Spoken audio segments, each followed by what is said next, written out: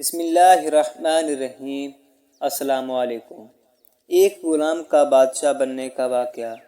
سبکتگین ایک غلام تھا اور اس کے پاس ایک گھوڑا تھا۔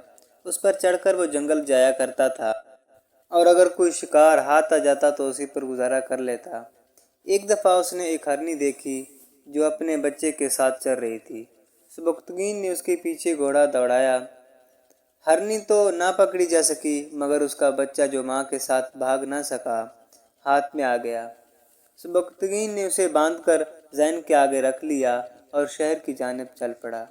ہرنی بچے کو دیکھ کر مڑی اور سبکتگین کے پیچھے دوڑنے لگی اور فریاد کرنے لگی۔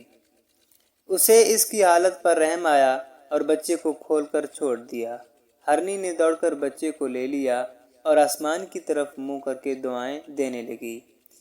بے زبانوں کی زبانیں جاننے والے اللہ تعالیٰ کو سبکتگین کا ہرنی پر یہ رحم کرنا پسند آیا۔ رات اسے خواب میں حضور اکرم خاتم النبیین محمد رسول اللہ صلی اللہ علیہ وآلہ وصحبہ وسلم کی زیارت ہوئی تو آپ صلی اللہ علیہ وآلہ وسلم نے فرمایا کہ تو نے جو ایک بے زبان پر رحم کیا اس پر ہم بہت خوش ہوئے ہیں۔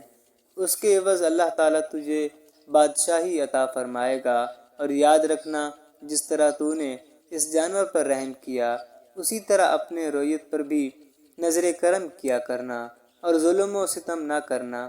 اس واقعہ سے ہمیں یہ سبق ملتا ہے کہ اگر ایک بے زبان پر رحم کرنے سے اللہ تعالیٰ غلام کو بادشاہ بنا سکتا ہے تو پھر اگر ہم انسانوں کے ساتھ بھلائی کا معاملہ کریں تو اللہ تعالیٰ ہمیں کن کن نعمتوں سے نواز سکتا ہے۔ ہمیں دنیا میں بھی انعامات ملیں گے اور آخرت بھی اچھی ہوگی۔ سبحان اللہ۔